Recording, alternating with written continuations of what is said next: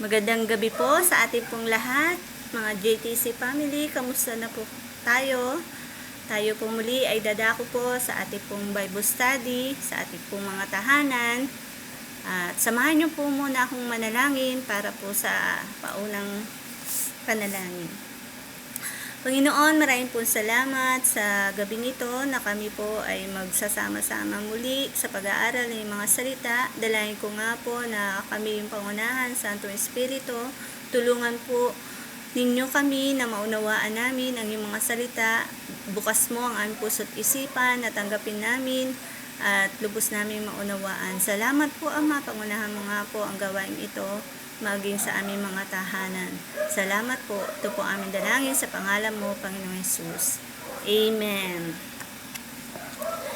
Sige po, samahan niyo po akong buksan ang ating mga Biblia dito po sa Santiago, chapter 1, verse 2 to 8. Ganito po ang pagkasabi, mga kapatid, magalak kayo kapag kayo dumaranas ng iba't ibang pagsubok, sapagkat alam ninyo na lalong magiging matatag ang inyong pananampalataya matapos ninyong pagtagumpayan ang mga pagsubok na iyan. At dapat kayong magpakatatag hanggang wakas upang kayo'y maging ganap at walang pagkukulang. Ngunit kung kulang ng karunungan ang sino man sa inyo, humingi siya sa Diyos at siya'y bibigyan, sapagkat ang Diyos ay saganang nagbibigay at di nanunumbat.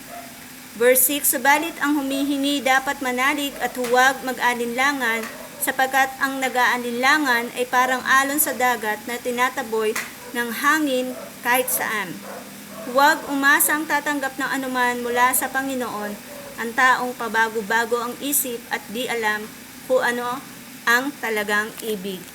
Ang pamagat po ng ating pong pag-aaralan ngayon ay pananampalataya at karunungan.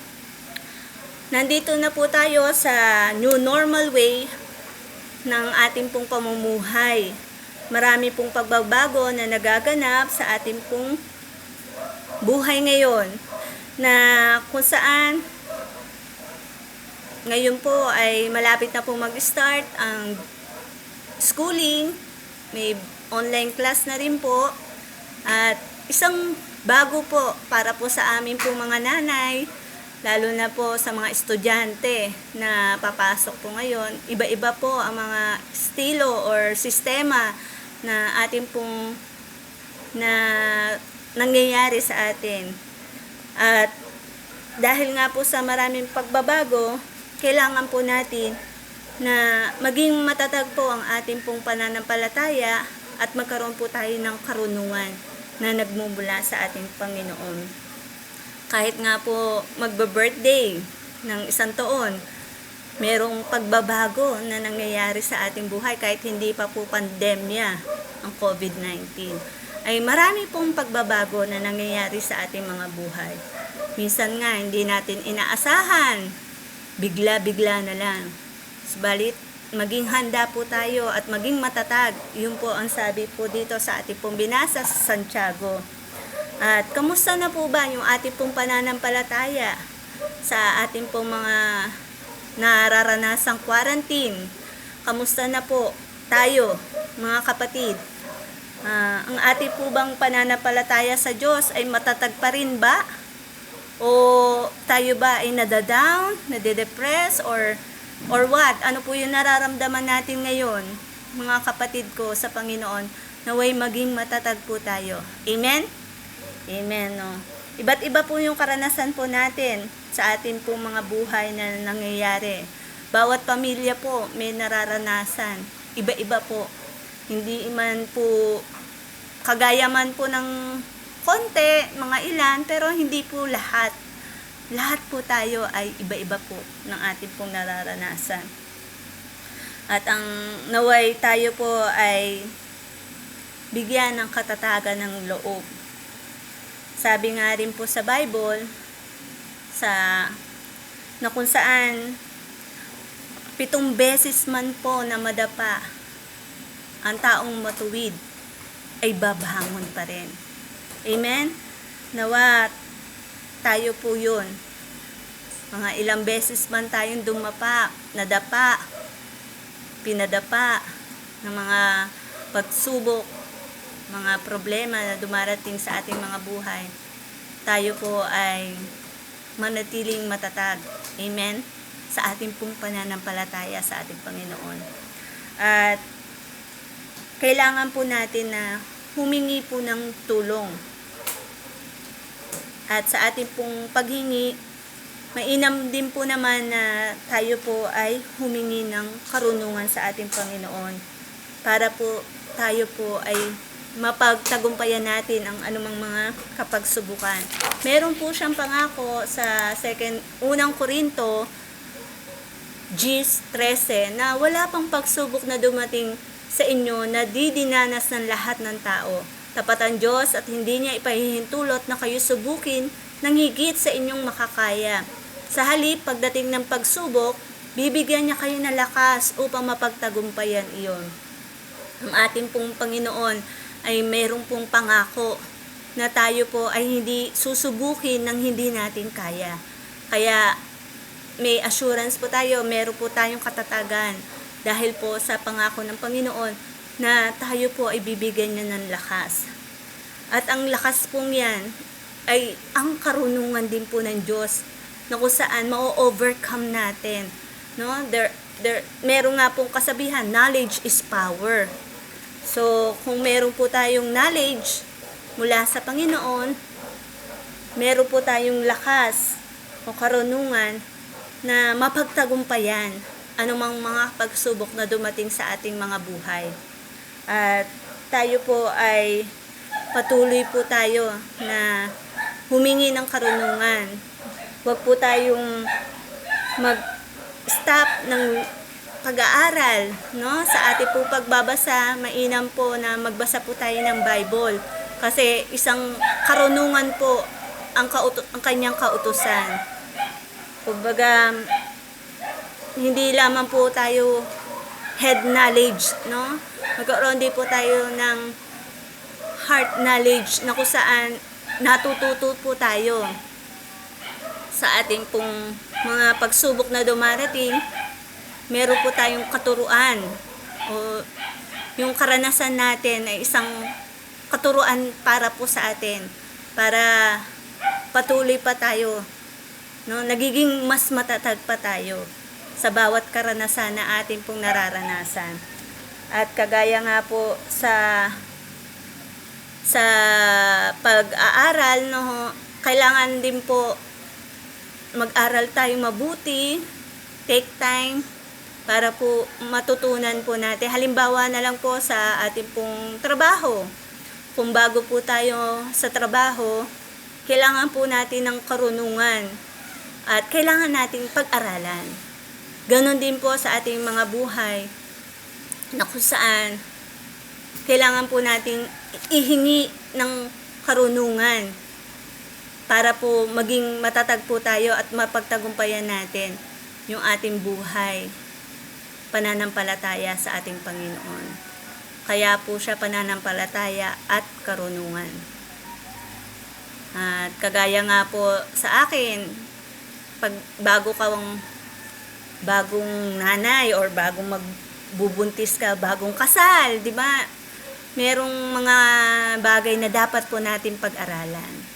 At ngayon pa lamang po, pwede na rin natin pag-aralan, no? Yung mga magre-ready na mag-asawa, magpamilya, kahit kabataan pa lang or nasa age naman na pwede na rin mag-asawa, pwede na rin po niyang pag-aralan magkaroon ng pamilya. Pero wag po tayo mag-expect, no? Nandoon pa rin yung prayer dahil yung future hindi naman natin hawak. Ganon din sa ating buhay sa pang-araw-araw. Kailangan tayong hihingi ng karunungan sa ating pong panalangin. Nandoon yung paghingi natin ng karunungan sa buong maghapon kung ano ang dapat nating gagawin. At maging sa bagong new learning, e-learning na gagawin ngayong mga estudyante na magkakaroon ng virtual class, online class, mahalaga po na humingi rin po tayo ng karunungan sa ating Panginoon kung papaano po natin ito maa-adapt na matutunan agad. At maging sa aming mga nanay, sa ating mga tatay, ganun din naman. Yung iba nga po, natututo na rin magnegosyo sa panahon ngayon. Marami pong pwede pong matutunan. At tayo po ay dapat humingi ng karunungan sa ating Panginoon. Amen. At sa Bible nga po, meron po doon na isang hari, si Haring Solomon, na siya po ay binigyan ng karunungan ng Diyos.